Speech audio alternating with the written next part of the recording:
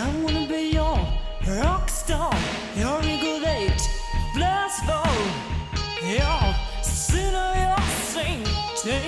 No, I won't wait till I fall down. For the purposes of this video, the dominant hand will always be the right hand, showed by Krista. For each move, Michelle will show the left-handed example in brief. All tricks with 2 sticks will be performed by Steffi.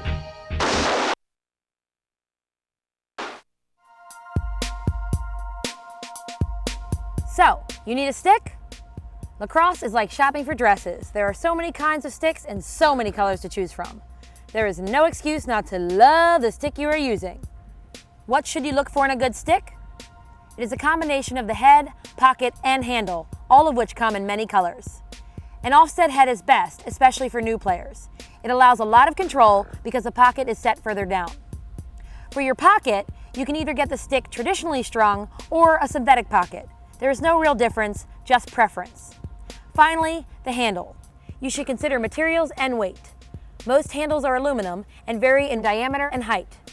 The lighter the handle usually means it's more expensive. Light is good for younger players. Lengthwise, all players under 5'2" should take 2 inches off the stick after purchasing it. Above 5'2", it's best to learn how to play with a long stick. Do you have to wear gloves? Gloves are not universally required yet, but getting used to playing with gloves is a good idea. It saves the hands from nicks and cuts. Choose gloves for comfort and coverage, and of course, grip. I hate wearing gloves, which is why I like Warrior's trigger finger glove. Check this out. 3 of my fingers are open to grip the stick, and I am protected from a hit. Are they for real about eye protection? Yes. And as donkey as they may look, they become a requirement in 2005.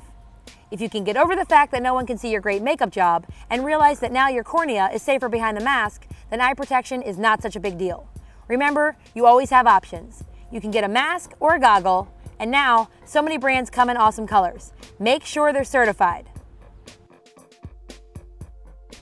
The entire stick is called the stick. Breaking it down from top to bottom, there is the head or cross. I'm not so into calling it the cross. It sounds funky. The head.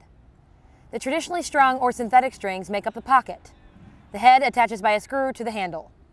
Some people call it a pole or a shaft. I like handle best. Finally, at the end of the stick is the endo or butt. You can add tape on your stick for extra grip, decoration, or to hold down your pocket.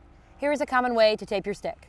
First, you want to put a 1/4 inch tape and 2 rings right around the stick, about 1/3 of the way up. This way, it gives you a great grip whether your hand is above, in the middle, or below the tape.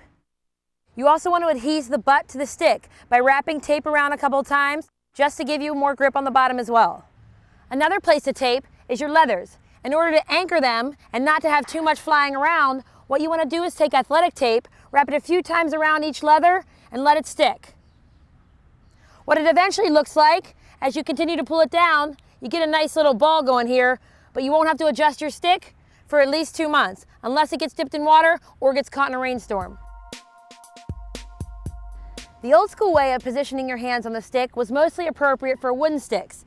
You had to keep your hand pretty far up the stick in order to cradle. It limits your mobility. Now, I played with a wooden stick for 10 years, but come on, ladies. Plastics make it possible, and they come in so many more colors. What you want to do with your hand positioning is make sure that your bottom hand is on the butt. This way, it's anchored. Top hand is between 8 inches to halfway down the stick. This hand positioning is appropriate for the stickwork we're going to work on, Dodge Podge, and the 5-step stickwork program. Just like fashion, there are trends in women's lacrosse. In the early 1990s, no one was doing anything with their left hand until the success of the University of Maryland. After coaches saw them play, they were all endorsing more skill, more stick work, more options. A little laxer was born. She practiced everything with her left hand and her right hand. That girl has grown up, and now she's faced with a new trend, efficiency. If I can do everything with my right hand on my right and left side, why would I switch to my left hand? Now, does this mean you don't have to practice your left hand? No, more options are always better. You just don't want to get into trouble. If you do too much and you're switching too much, that can also be a bad thing. Remember, efficiency. This program helps you build the foundation of your ball handling skills. Anything can happen in a game, and now you'll be ready. Your stance will change throughout the game as you play. In the stick work part of the Stickies video, it helps to be grounded, feet shoulder width apart.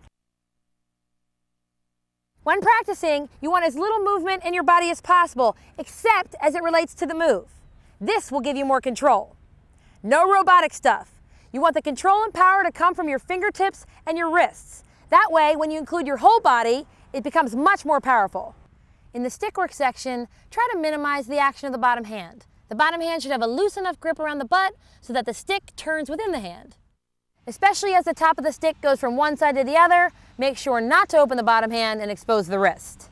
Getting as much range of motion out of your stick is ideal. There is much more control and mobility if that bottom hand is anchored 8 to 12 inches from the chest and the movement of the stick is oriented around it. While the bottom hand is anchoring my stick, it is also creating more arm and space movement for my body. As a defender approaches, if I bring my bottom hand down, she's got my stick accessible to her check.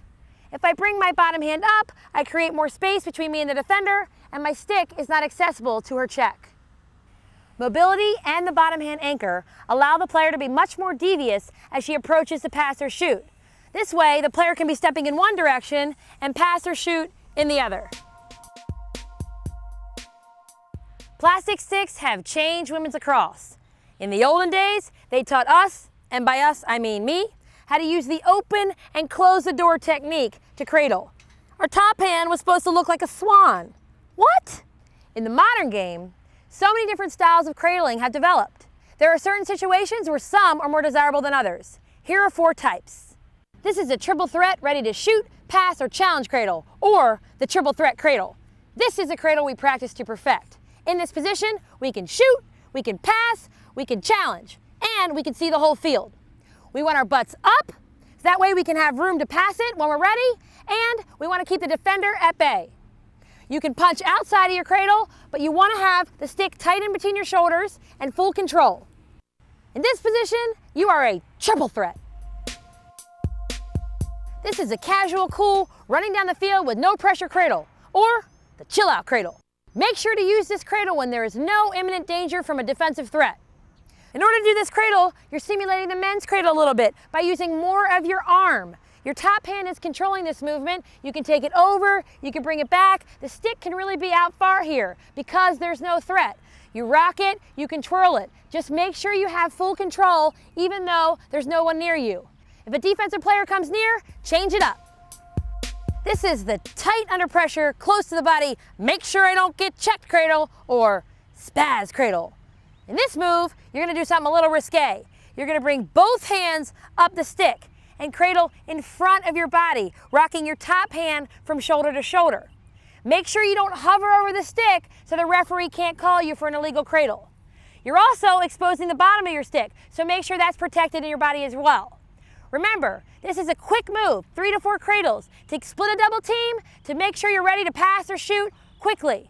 This move is much more reliable when you throw in a scary face to the defender.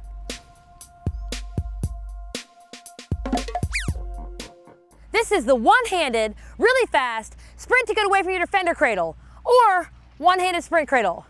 No lie, this is a clear attempt to use your wheels, using your right hand to help you sprint. If you're right-handed, it is your left hand at the bottom of the stick.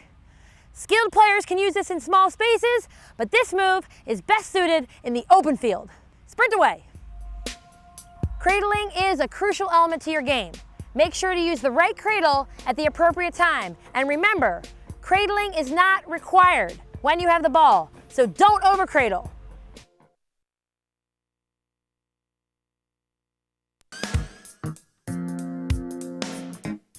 The following moves are used to warm up your stick and later to build your dodges. I call it Dodge Podge. Putting your stick in rest position, bottom hand on the bottom with a loose grip, top hand halfway down the stick, stick parallel to the ground. We're gonna start with punch. For punch, you're gonna take the stick from your chin to the top of your forehead. Punch, curling your hand towards your head like you're punching the sky. Punch, punch, punch. Notice that my bottom hand is not going with the stick. The stick is turning in my hand. Punch, I have control and the stick remains in between my shoulder and my head. Punch, punch. The second move we're gonna do is take the stick and go over to the opposite shoulder and then back, making it stay in between my shoulders. Over, back, over, back. I wanna stay as close to my head as possible, making sure that my stick is protected. Again, the stick moves within the grip of my bottom hand. Over, back, over, back. Combining both the punch and the over back move, we get over, punch, back. This is a great way to get control on the weak side. Over, punch, back. Again, my bottom hand is escorting the stick over. It is not moving with the stick. Over, punch, back. This definitely builds forearm strength for your right hand. Over, punch, back. Make sure to keep it tight. The next move we're gonna do is gonna take the stick out with one hand. My right hand is gonna come off the stick and my bottom hand, my left hand, is gonna go right to my left butt cheek. So it looks like this. Out, back, out, back. In order to start the move, you adjust your hand just a little bit on the bottom, grab it. This is a good grip. Back, back to your shoulder. The most important thing about this and a common mistake is to let the stick come like this. What you want to do is make sure your elbow goes behind your body. Out, back, out, back.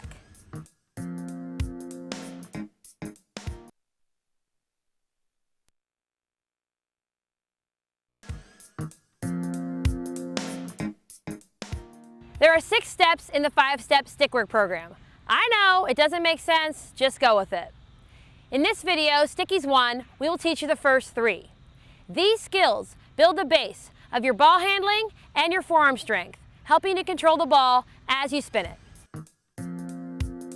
Starting with move number 1, which is something we've already gone through. It's called the punch. We use it in the stick work program to indicate a cradle, just controlling the ball a little bit. Arching the stick from your chin to your forehead. Punch, using the top hand only to twist. Punch, like you're punching the sky. Punch. Again, with this move, the bottom hand just holds the bottom of the stick. It doesn't move with the stick. Punch.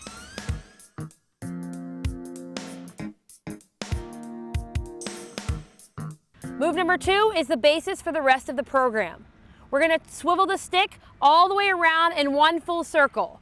It's easiest to start with left ear to left shoulder. Stick is at 6 o'clock on your shoulder. You're gonna come towards your head. Go to 9 through 12, round of 3, back to 6. Go to 9 through 12, round of 3, back to 6. Once you can get this motion, the stick remaining underneath of the ball the whole time, using both hands to twist it, you can bring your head up, moving this circle into an oval. Ideally, what we want next is to make it a straight line. We twist out with our bottom hand, back with our top. So I use my bottom hand to twist the stick out. Once I'm out here, my top hand comes underneath to bring it back. Out, back. Out with the bottom, back with the top. It's the same move as this circle, it's just consolidated. Out with the bottom, back with the top. One full circle fake.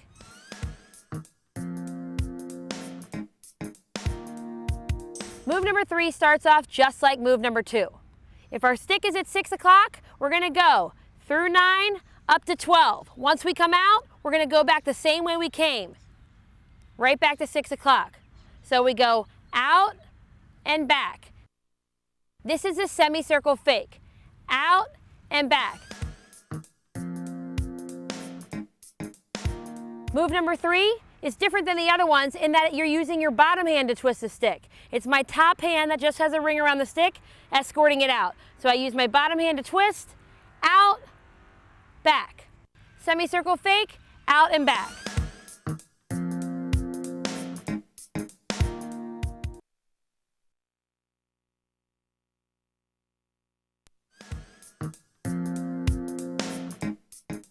tricks are for chicks. You may not use them in a game, but they are helpful.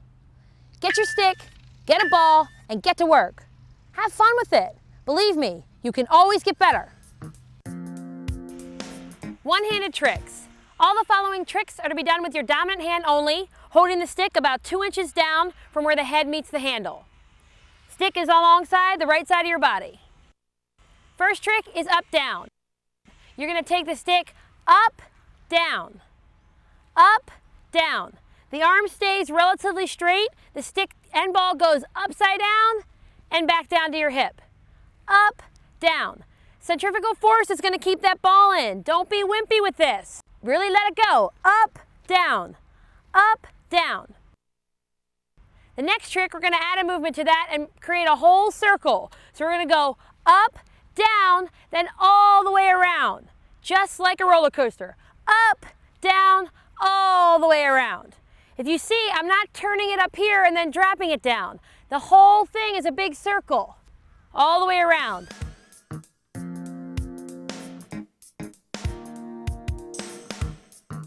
Up, down, all the way around, resting right back where it started. Now we take that and we do big circle, medium circle, little circle. So we go big circle, medium circle, little circles.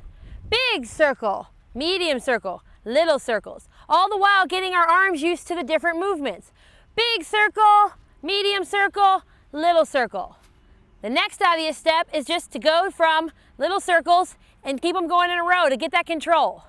The way I like to do it is to help twist my stick, I put my thumb on the right side of the stick and drive the stick as my thumb twists the stick over.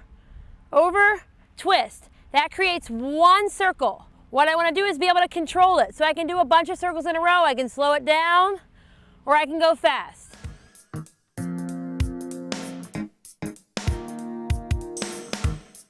Pop-up series. All popping should be controlled, not jagged or rigid. Just like a trampoline, you want the ball to come in, give with the stick, and then pop back up, not going above shoulder height. Let's pop away. Starting with a basic pop-up, the ball goes in and out of my stick, not going above shoulder height, and I have full control over it. Now, using my peripheral vision, the same vision I use for defense, I look straight ahead. This way, I can see the ball without having to look at it and have full control all the while. Now, I move that pop into the center of my body in order to prepare for the next move, where I'm going to catch the ball in between my legs after I pop it up. My legs are shoulder width apart. I have a sturdy stance. I'm not going to pick my legs up. I'm just going to move my stick, catch the ball, and pop it back up from there using the same technique. Sometimes difficult when you're here in order to get it back up. You really got to lower the stick and use that forearm strength to pop it on up.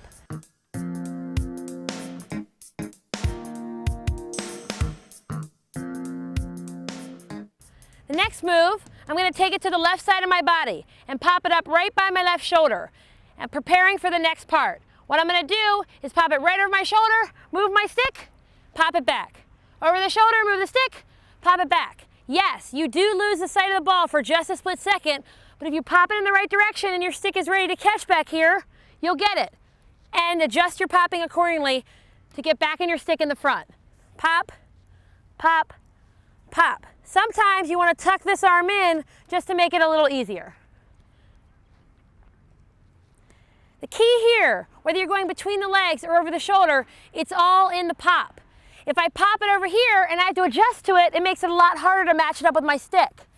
If I put the pop right where I'm going to put my stick, it obviously makes the connection a lot easier. Now you can combine between the legs and over the shoulder. So you pop it between your legs. From here, you go over your shoulder. Then you can come back between the legs and then back to rest position.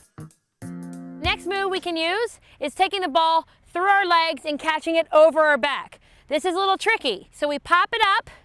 We're going to come over the ball, straight through the legs and over the back. The tendency here is sometimes to launch the ball all the way out there. You got to be really delicate with it so it goes right over your head and right into your stick. And pop it up, through the legs and over the back. Pop it up, through the legs and over the back. You lose the ball a little bit when it comes over your shoulder. So just make sure to expect that right over your shoulder. Pop it up, through the legs, and over the back. Oops. Now we can combine all three for a fun-filled, packed move. Right through the legs, over the shoulder, up, through the legs, over the back, and catch it. Again, we go here, and we go, oh, right there. This is so fun. Woo! Oh, pumpkin.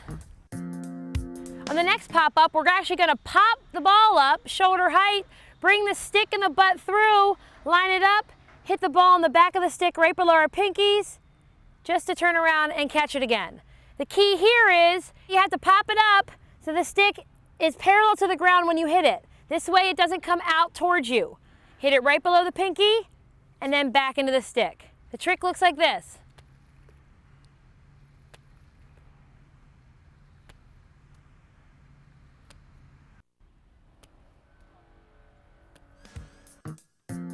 The best thing about this move is you can always make it harder by trying to hit it more times. We'll try 2 hits.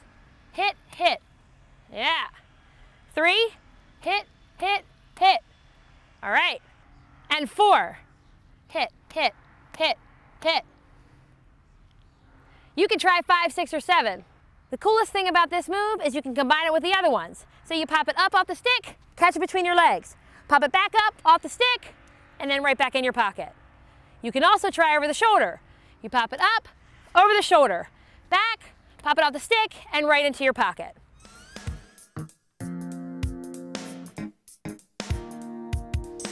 Two-handed tricks. For most of the following tricks, you're gonna keep your hands in the same position that you would during stick work. You're just gonna bring it right down in front of your body. In the first move, we're gonna toss the ball up, hit it with the end of our stick, and let it land back in our pocket. Pop it up, hit, land. It's just like shooting pool. Up, hit, land. When you hit the ball, it stalls for just a second, giving you time to turn your stick and catch it. Up, hit, catch. Up, hit, catch. Now we're gonna take the bottom hand off and do the same move, but just with one hand. This requires a lot more eye-hand coordination because with one hand, we now have to line up the butt of the stick with the ball in the air. As we toss the ball up pretty high in the air, we get it on the end and catch it. Pop it up, get on the end, and catch it. Pop it up, on the end, and catch it.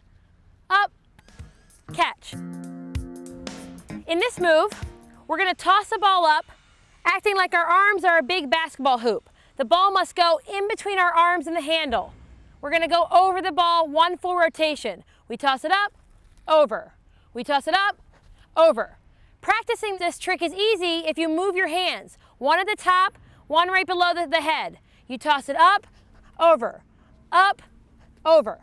Then you move your hands back down. You still have to get it through this hoop. Up, over.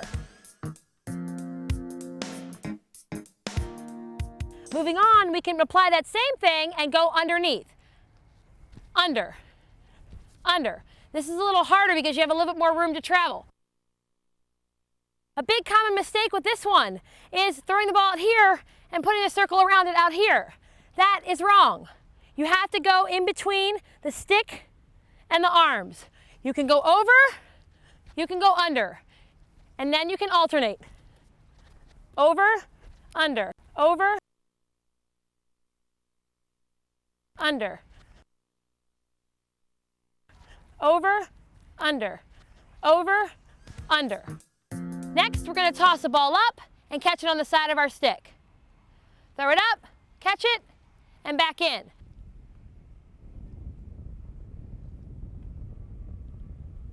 You want to make sure that the side of your stick is able to carry the ball and hold it on the side. So maybe practice by placing the ball on the side, see if it stays. That way you know you can do the trick. True to form, we're now going to combine 2 moves together. So first, we're going to catch it on the side of the stick. Now, we're going to go over it and catch it on the side of the stick.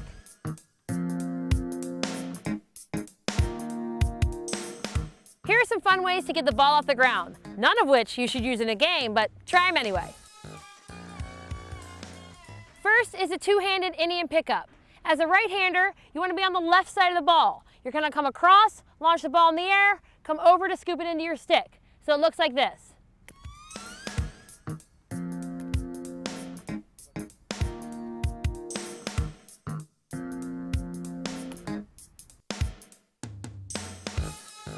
Moving from the two-handed Indian pickup, now we're going to do the one-handed Indian pickup. Our dominant hand goes all the way at the end of the stick, just like the Indians used to. They had two sticks, one in each hand, and that's how they picked the ball up.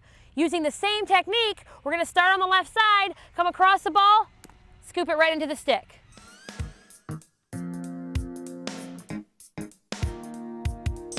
The poke pickup also uses one hand. My right hand is on the butt of the stick. I'm coming directly down on top of the ball, using some spin of the ball to get it into my stick, and then spinning around to keep control of the ball.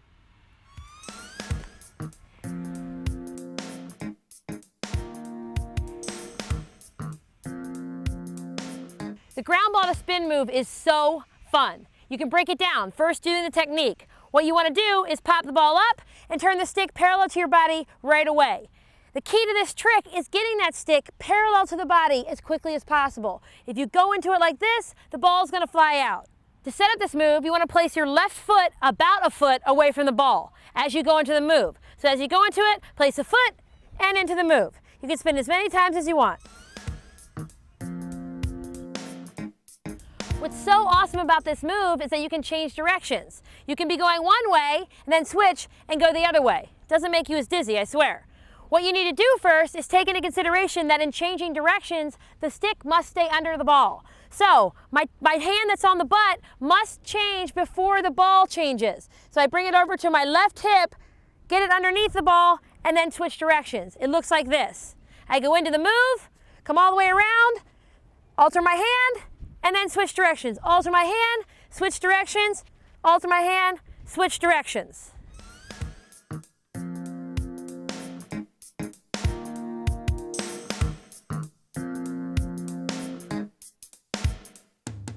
Advanced strength and skill. The following moves are tough, no lie, but practice patiently and it'll come. And I'll tell you, once you get the moves down, it is so worth it. The first move is the elevator. What you want here is a full range from bottom to the top, just like you're on an elevator. Get the stick with the ball in it as low as possible and come as high as possible. When you're doing it with two hands, it's the bottom hand that's doing the turning. Up, down, up, down, up, down, up, down. The stick is a lever. You don't want to go with your hands up and then your hands down. The idea is to have the stick operating in the middle of your body just as the head and the ball go up and down, just like an elevator. Next, we take one of our hands off, we get our dominant hand on the butt of the stick. We're going to use the same technique, a lot more forearm strength, to control this ball as it goes from the ground to the sky. The ground to the sky. Ground to the sky. After a couple of these, your forearms are going to be burning, but this gives you amazing control over the ball. Ground to the sky. Up, down, just like an elevator. In order to work on your left forearm, you put another stick in your left hand and you do the elevator with both hands. Again, you need control, going from the ground to the sky. Up, down, up, down. Now on to the snake and spin, a move my sister made up. You're going to start on the dominant side, go all the way over your head to the non-dominant side, across your feet, and backwards into the spin. All the way over, cross your feet, backwards into the spin.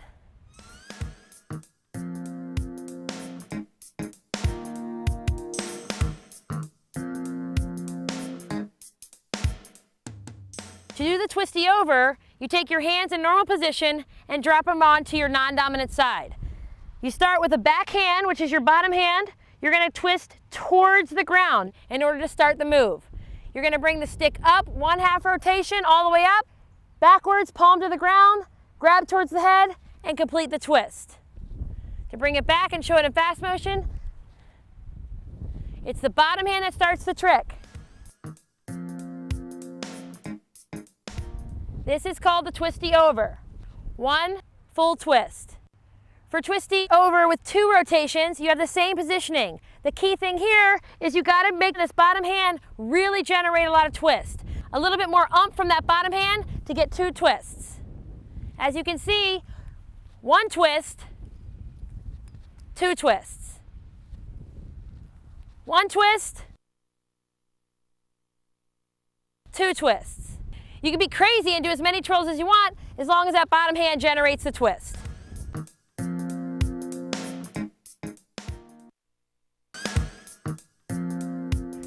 Teamwork is fun. All you need is a stick and a ball. Just like Dodge Podge, the 5-step stickwork program, and tricks, the following can be done by yourself, on a wall, or with a partner. So go grab your bestie, or your mom or your dad. The first move you can do with a partner is the backbreaker. What you want to do is start with a stick on your shoulder. If you start with a stick up here, the ball is likely to go behind you, and you need this ball to come through your legs. What you first want to do is literally punch yourself in the face. While the top hand is punching yourself in the face, the bottom hand is really living up to the true name of the move, breaking your back. You got to do those simultaneously so that the ball goes through your legs. Feet are shoulder width apart with enough room for the ball to go through. I punch my face, break my back, and the ball goes through.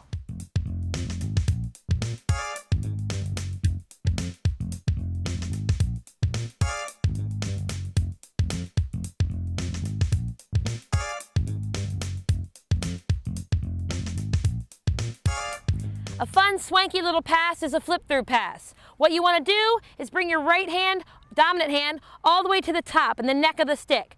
Your left hand goes and sort of wraps itself around your pinky. This is better so that you can bring the stick all the way through, giving yourself more room in your arms to flip through. You pop it at the end to get it up in the air.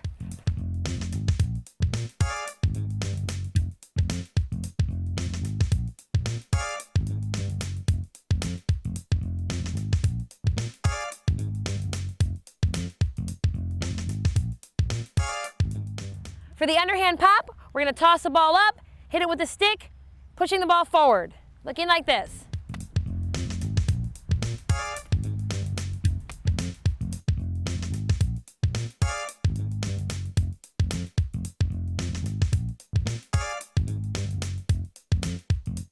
Now we're going to toss the ball between our legs. We need to bring the stick back and get a nice little pop forward to our partner.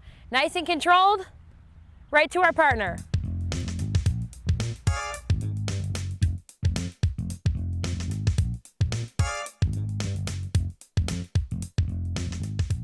The mid-handle pop requires that both hands are on the stick in the same positioning as they would be in rest position. What you're going to do is toss the ball up and pop it forward right in the middle of your handle.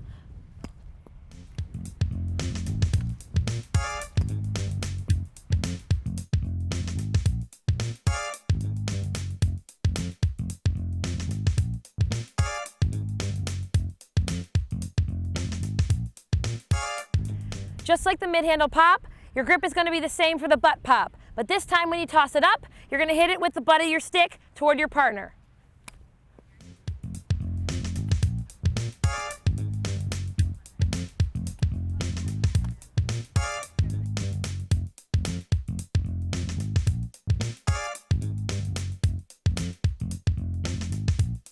Everyone wants to know how to do a behind the back pass, and everyone thinks you need to twist your body. You really don't need to. You want to break it down into 2 moves. Take the stick away from your target and then follow through so that the top of your stick hits your shoulder.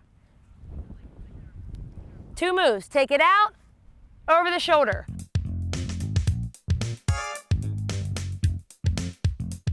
The most important thing is that your top hand is halfway down the stick. When you follow through, it's the part right above your hand that's going to hit your shoulder. As I do the move, I bring it out, follow through to my shoulder. Very little twisting involved. You want to make sure that your feet are shoulder width apart, facing your target. You're squared up to your target, out, and a follow through. If you get really good at the behind the back, you can make it all one motion.